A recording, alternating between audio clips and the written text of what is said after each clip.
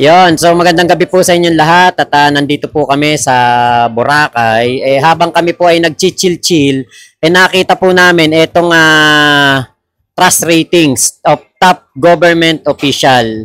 Si PBBM ay merong 48% at si Sara Duterte ay may 61%. Wala kaming paki doon kay Chis Escudero saka kay Speaker Martin, kasi si Speaker Martin naman okay naman din trabaho noon. Si Chis, nagtataka ako mataas ang rating kahit na dinelay ang impeachment. Pero dito kay PBBM at kay Sara Duterte, nagtataka kami na mayroong trust rating na napakataas kahit na ito ay lakwatsa lang ng lakwatsa. Ngayon tatanungin ko po yung mga kasama kong vlogger sa masasabi nila diyan sa issue na yan. Unahin natin dito kay Tol Chris Ulo. Tol, ano masasabi mo? 48% si PBBM at si Sara Duterte 68%. Ano masasabi mo? Walang kwenta yung sasabihin nila mataas ang ratings ni BP Sara 61%, kay Marcos 48%. Wala nang bearing yung kasi nakaupo na si Pangulong Bongbong Marcos eh. Wala ako ng bearing na nakaupo na yan. At yan, propaganda lang yan. Tingnan natin, ang ilabas yung ratings, kung sino pinagkakatiwalaan tao na tatakbong presidente sa 2028, si Tulfo, si Sara, yan. Yan ang pagkumparahin nyo kasi si PBBM, nakaupo na yan. Nakaupo na yan, wala nang kwenta. Mataas man ang survey, mabaksak ang survey, nakaupo na yan, wala na kayong magagawa. Ganun lang yun. Okay. Patrick, saan na masasabi mo yan? Ito ulitin natin trust rating, top governments, 48%. Si PBBM, BP Sara, 61%. Escudero, 55%. Romualdez, 34%. Dito ka magtataka. Si Escudero at saka si BP Sara, mataas pa kay PBBM. Hindi nyo ba nahalata na yung rating na binigay kay Escudero, porket si Escudero nararamdaman ng mga DDS na parang kakampi nila, ang taas ng binigay. Ako, no bearing, tama si Chris Ulo dito, no bearing itong mga rating na to kung ikinukumpara nila dito sa trust rating ni PBBM. Si PBBM nakaupo na. Itong dalawa ay tatakbo pa, maaari tumakbo pa sa 2028. Sila dapat ang pagkumpara na tsaka yung iba pang mga kakandidato sa 2028. Kaya isa lang masasabi ko, itong trust rating na to, napakawalang kwenta. Halata yung mga galawan. Yun lang, talagang ang laki ng takot nyo sa administrasyon. Tandaan nyo si PBBM nakaupo na. Diba? Nakaupo na. Wala pang ginagawang galaw o hakbang si PBBM sa 2028. Pero ngayon pa lang nagpapakita na sila ng takot sa ating Pangulo. Kaya napaka no bearing, walang kakwenta-kwenta itong trust rating na to. Kita nyo kita nyo, dalawang vlogger na po ang nakausap ko na nagbigay ng kanilang opinion dyan. Eto, kumbaga parang parang itong issue na to, matagal na to, dapat tinitigil talaga tong mga survey na to eh. Eto si Ballpoint Man. Tol, kasi merong lumabas na trust rating survey, 48% lang kay BBM, 61% kay Sara Duterte. Ano opinion mo doon? Nagtataka nga ako kasi 61% yung walang di nagtatrabaho. Tapos yung nagtatrabaho, 41%. So, diyan pa lang po mapapaisip kayo, no? Si PBBM, nakikita naman po natin na umiikot, no? Sa buong bansa. Dahil nga nagtatrabaho. Si Sara Duterte naman, lumalabas ng bansa para mag-relax, kumain ng masasarap doon, bantayan yung tatay niya, pinapasahuran ng taong bayan, pero hindi nagtatrabaho. So nagtataka ako, bakit ang taas ng ratings nitong si Sara Duterte kumpara dito kay Pangulong Bongbong Marcos? Kaya eto lang masasabi ko sa inyo, huwag po kayong magpapaniwala dyan sa mga ratings na yan. Tingnan nyo na lang po kung sino yung nagtatrabaho, sino yung tamad, di ba? Sino yung bastos, sino yung profesional. Yun na lang masasabi ko dyan, di ba? Wag kayo, titingnan niyo yung ratings ngayon. Yung ratings ba na yan, nakatulong ba sa bansa? Oh, si Sara Duterte ba, may naitulong ba sa inyo? Oh, sino ba yung nakapagpababa ng bigas? Si PBBM lang, 20 per kilo. Pero siya yung mababa yung ratings. Pero yung Sara Lustay nyo na puro banta yung ginagawa, ang taas ng ratings niya. So, anong gagawin natin? Oh, magpapauto ba tayo dyan sa pamilyang sinungaling? Hindi po, 'di ba? Doon lang po tayo sa nagtatrabaho, 'di ba? Oh, pro-admin tayo, pero hindi ibig sabihin na nagiging bias tayo, 'di ba? Pag may mali naman yung administrasyon, yung mga kakampi niya sinisita naman natin, 'di ba? O yung kampo naman ni Sara Duterte, 'di ba? Palaging mali. Bakit? Puro paninira yung ginagawa nila sa gobyerno natin. Suportahan na lang po natin yung nagtatrabaho ng tama, 'di ba? Wag niyong ibabash ang Pangulong Bongbong Marcos. Nakikinabang din kayo sa 20 per kilo na bigas Nakikipag-unahan pa nga kayo. Tapos ang ginagawa niyo, may pambili kayo ng bigas. Tuwan-tuwa kayo, may 20 na kilo na bigas, DDS kayo. Ang ginagawa niyo, sabi niyo, scatter muna ako. Nung natalo kayo sa sugal, sinisin niyo si PBBM. 'Di ba? Ang kakapal na mukha niyo. Kaya kung ako sa inyo, magtino na kayo. Samahan niyo yung tama. Huwag yung may tama. Yun lang masasabi ko dyan. Ito, si Pikwa. Tanungin natin, bago si Stephen Lee. May lumabas na survey, trust rating. 48% lang si BBM, 61% si Sara. Ibig sabihin, mas marami nagtitiwala kay Sara. Ano ang iyong opinion dyan? Ayan, kagaya nga ng pinag-usapan rin namin, no? Na itong ratings na ito, kung ba hindi na credible ito mga kababayan, sa totoo lang. Nonsense ng pag-usapan regarding sa trust ratings ng Pangulo at trust ratings ni BP Sara. Kasi, unang-una, hindi na siya tatakbo ang ating mahal na Pangulo. Nagtratrabaho na lang po ang ating Pangulo. Hindi na iniintindi yung mga ganyan, yung mga issue. Obvious na obvious lang, mga kababayan, tinataas po nila yung trust rating ni BP Sara nila para sa darating na eleksyon 2028. Ang maganda niyan, bakit hindi nila ihanay yung mga tatakbo sa pagkapangulo or napipisil ng taong bayan kung sino yung susunod na pangulo. Yung mga ganong klase ng ratings, hindi yung trust ratings. Alam naman natin, kitang-kita naman natin in national television, di ba? Kitang-kita po natin na may ginagawa ang pangulo. At sa dami nga ng issue pag tinanong mo ang Pangulo, di ba? Ano sinasabi? Magtrabaho na lang po tayo, di ba? Common. Kung ba, iyan yung goal ng ating mahal na Pangulo bago matapos ang termino, di ba? Tapos lahat ng proyekto.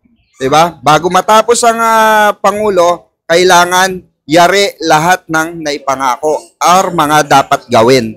Di ba? Kasi nandun na tayo Kumbaga nandun na sa last term na to ng Pangulo Andun na tayo sa rurok ng tagumpay. 'Di ba? Kung tupagin pa nga naman ng Pangulo yan para pansinin, 'di ba? It's useless na. Useless na po mga kababayan. Ang inaano lang dito ng mga kalaban is nonsense na to Nonsense at all na. At higit sa lahat mga kababayan, hindi na po credible ito sa totoo lang. Hindi na credible. Para ninyo nang ginagawang timawa yung mga sarili nyo at yung taong bayan. Kung sino man gumagawa nitong trust ratings na to, gaya nga ng sinasabi ng taong bayan, ng majority, ba't hindi nyo nilalabas yung resibo? Diba? Ilang katao ba kinausap nyo dyan? Ano ba? Ano bang klaseng tao yung mga kinausap nyo? Diba? Hindi naman namin alam kung niluluto nyo yan. Diba? Magandang tanongin nyo dyan, o sino ba ang mas marami nagawa? Sino ba nagtatrabaho? Sino ba ang tamad? Sino ba ang naglulustay ng salapi ng bayan? Yun yung mga dapat itanong. Hindi yung mga ganyan, nonsense na yan Para na lang kayong mga bata na nagagawa ng lollipop.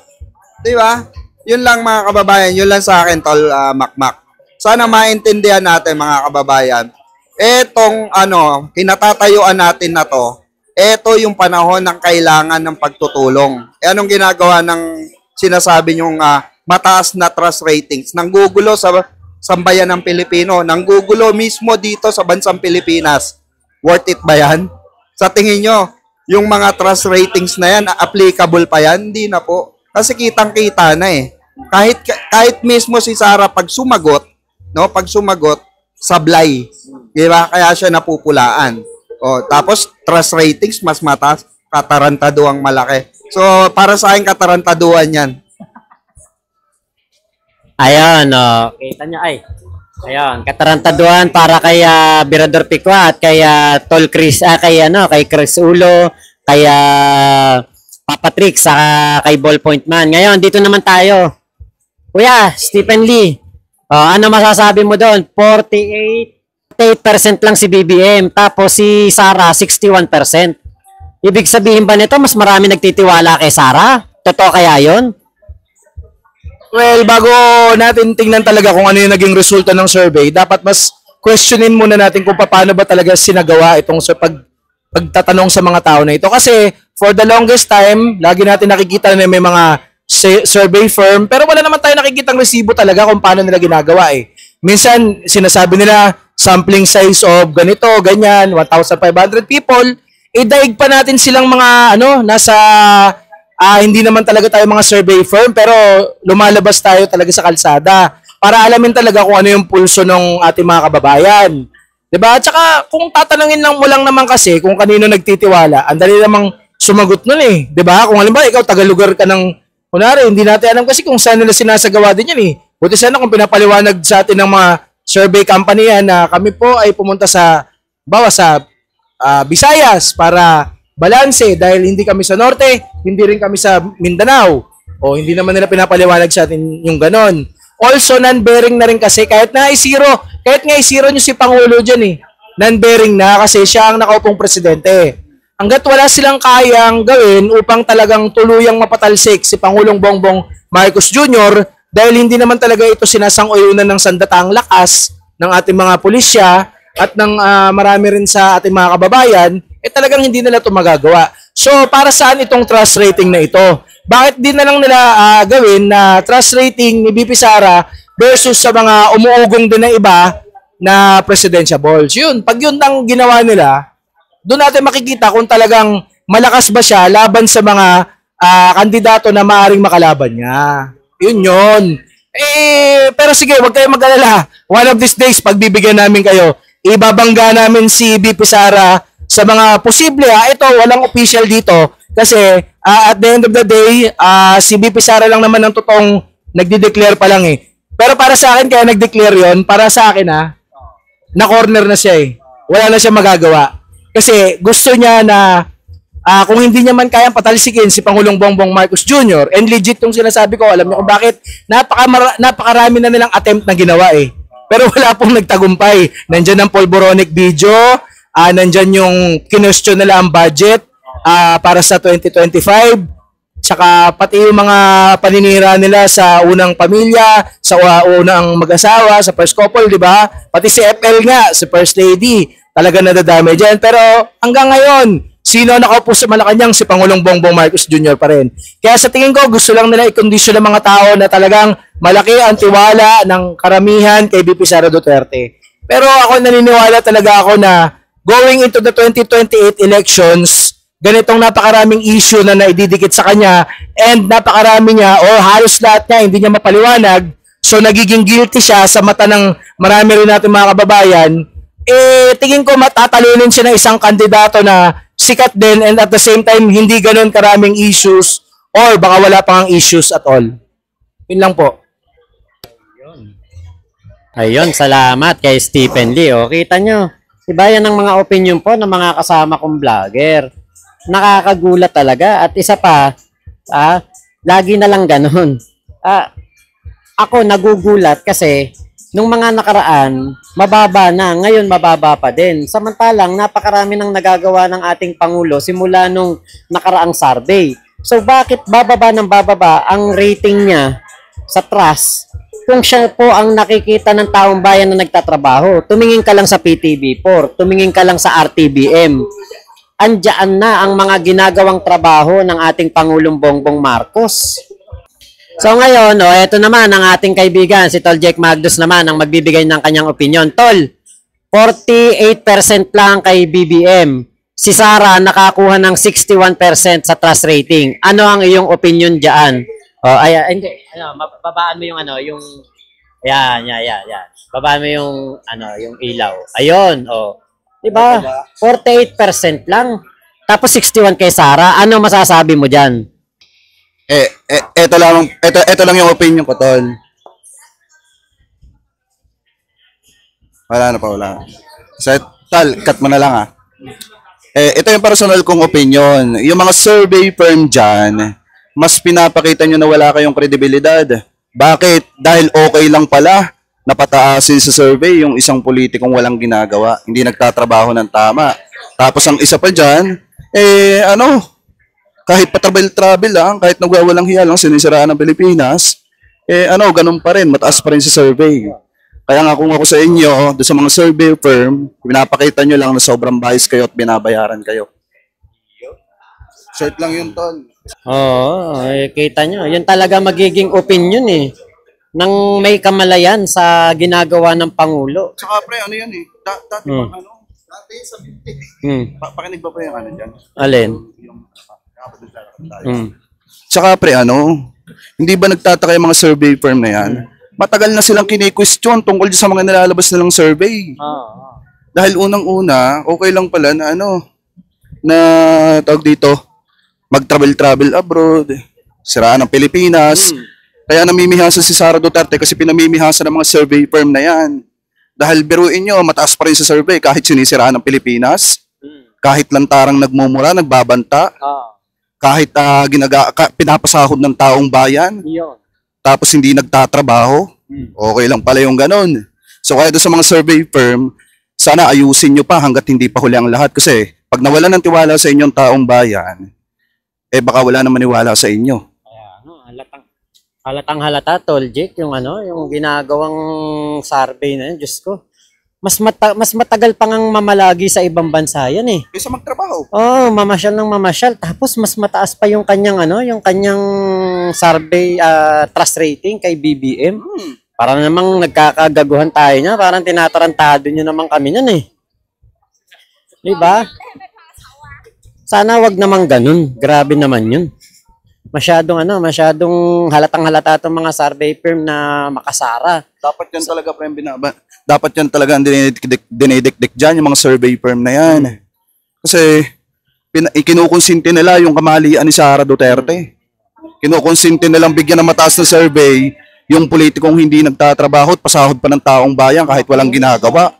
Buti pa yung presidente pre, hindi sayang ang pinapasahod ng taong bayan. Tama. Dahil nga yung serbisyo ng presidente, nararamdaman ng mga kababayan Pilipino natin, yung 20 pesos na bigas, at yung mga pagbaba ng ng mga presyo ng bilihin. Sinasabi lang nila na mataas ang inflation, pero kung tutuusin, mababa talaga ang presyo ng bilihin, pababa ng pababa. Kaya nga sana yung mga survey firm, ayusin nila. Kaya ewan ko ba? Ewan ba natin? Ba't ganyan yung mga survey firm na yan? Nakakasura. Nandito kami sa Boracay para mag-chill-chill, pero yung makakita ka ng ganyang balita, nakakainis po, hindi po nakakatuwa yan. So, yun po, ako po yung magpapaalam na sa inyo. Maraming salamat sa panonood nyo po dito. Ayan, kasama ko sila Tol Jake, sila Tol Chris Ulo, Papa Trix, Boss Mike, at mga tropa pips na BBM vlogger. Ayan, dito po sa Boracay. Salamat po sa inyo pong panonood ngayon at salamat sa lahat po ng sumusuporta sa mga tropa pips natin na BBM vloggers. Ayan. Salamat po. Kayo po, kung ano po yung opinion nyo dyan sa ating topic, pwede nyo pong i-comment kung ano po ang inyong opinion na bakit ganon. 48% si BBM, si Sara 61%, samantalang tayo, kitang-kita naman natin lahat na kung sino ang nagtatrabaho at kung sino ang may malasakit sa mga Pilipino. Hindi yung katulad nung si Sara na ang inuuna ay ang kanyang tatay, pansariling interes. Puro para sa pamilya Duterte ang ginagawa. Comment nyo po dyan. Bye-bye. Salamat po. Ingat po kayong lahat. And dito pa rin po kami sa Boracay. Ayan, gabi ngayon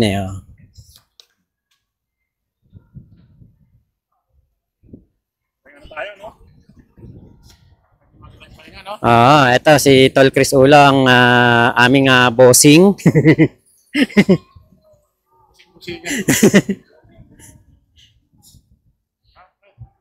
Oh. Diyan na ba? So yun po. Bye-bye po. Salamat po. Ingat po kayong lahat sa inyong mga ginagawa. Happy Tuesday. Ayan, Tuesday. Happy Tuesday na. Salamat sa mga tropa pips natin dyan. Shout out kay Kuya Alfa Romeo. Lahat po ng mga tropa pips natin ay Elvira David, Ninita Umali. Sa mga ano natin. Binigay ko sa'yo. Kanina. Nandun tayo. Binigay ko sa'yo. Naghahanap pa na kami ng susi. Nandun tayo. Pagkadating ko, binigay ko. Hindi, hinawakan mo. Hinawakan mo. Wala sa akin. So ngayon po babalik kami doon sa aming tinambayan. Yung susi ng hotel namin, hindi namin makita. Si Papa Trix matanda na. Ay ako matanda na rin. Kaya hindi na matanda. Ito na pala. Anak ka ng teteng. Langya ka. Di ba? Sabi ko sa'yo, matanda na si Papa Trix. Mas matanda. Matanda na nga ako. Matanda pa si Papa Trix. Ala. Pag nagsama kami nito, para kaming si ano. Sabi ni Chabit, ano yun? Magkaka-Alzheimer. Ay, nako talaga. Bye-bye. Sabol na sa bag niya.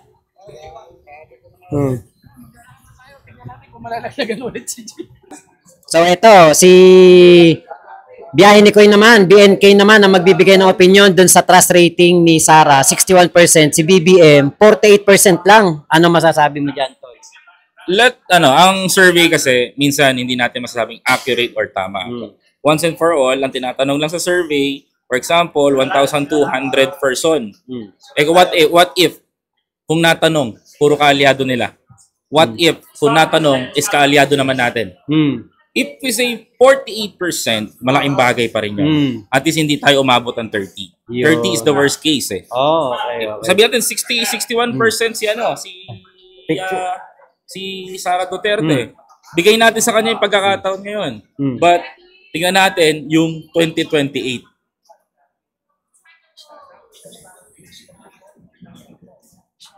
Thank you po. So tingnan natin yung 2028. Kasi hindi naman katulad nung nakaraang eleksyon, sabi nila mataas si Erwin sa survey. Tapos ang ending, pumang-apat. Nauna si Go. Yung pinaka mababa pa. Nasa number 6 spot. Diba? We don't know what happened for the past 3 years. So abangan na lang natin. Sabi nga ni Pangulo, the show must go on and panoorin nyo na lang siya kung paano niya tatrabahuin ang lahat. So para sa akin yung survey na yan, we can handle that. Alam natin kung paano gagawin sa survey na yan. Ignore. And then, tingnan na lang natin yung mga nagawa ng ating presidente. Napakarami. Ang problema lang, alam mo ano pare, mahirap ilabas yung nagawa ni Pangulo sapagkat merong mga taong harang sa paligid. Alisin natin yung harang para makita ng tao kung ano yung magandang nagagawa ng presidente. Yun lang sana hiling ko. If the president is watching right now sa atin, pare, we support you, Mr. President. Wala kami pakialam sa survey na yan. Ang gusto namin, trabaho mo. Yun ang tatrabaho ka para sa taong bayan. Napakasipag. Maraming salamat po. Yun, thank you. So, salamat, Tol Koy. At yan, puputulin ko na po dito itong aking vlog na ito at kami po ay magtatagay na. Salamat, bye-bye po. Salamat sa lahat po ng nanood hanggang ngayon dito sa oras na ito. Comment nyo kung taga-saan kayo. Comment nyo po kung ano ang opinion nyo sa aming topic. 48% BBM, Sara Duterte 61% sa trust rating. Yan. Comment nyo po. Bye-bye.